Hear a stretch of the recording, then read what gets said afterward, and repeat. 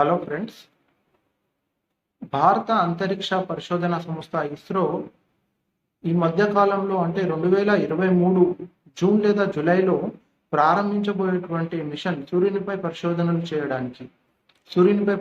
చేయడానికి భారత అంతరిక్ష పరిశోధన సంస్థ ఇస్రో ప్రారంభించబోయేటువంటి మిషన్ను ఆదిత్య L1 మిషన్గా పేర్కొంటాం.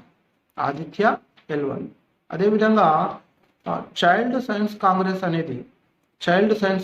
అనేది గుజరాత్లో అహ్మదాబాద్ నగర్లో జరగబోతున్నది. 2023లో చైల్డ్ సైన్స్ కాంగ్రెస్ అనేది గుజరాత్ అహ్మదాబాద్లో 1400 మంది డెలిగేట్స్ తోటి ఈ చైల్డ్ సైన్స్ కాంగ్రెస్ అనేది జరుగుతుంది. ఇంకా భారతదేశంలో ప్రముఖ వ్యాపార దిగ్గజం అదానీ యొక్క లోగుట్టును బయటపెట్టినటువంటి, అంటే అక్కడ స్టాక్ మార్కెట్లో వాళ్ళు కావాలని దాన్ని మ్యానిపులేట్ చేశారనేటువంటి ఒక సంస్థ ప్రచురణలోకి తీసుకొచ్చింది. హిండెన్బర్గ్ అనేటువంటి ఒక సంస్థ ప్రచురణలోకి, అంటే ఈ విషయాన్ని బయటికి బహిర్గతం చేయడం జరిగింది.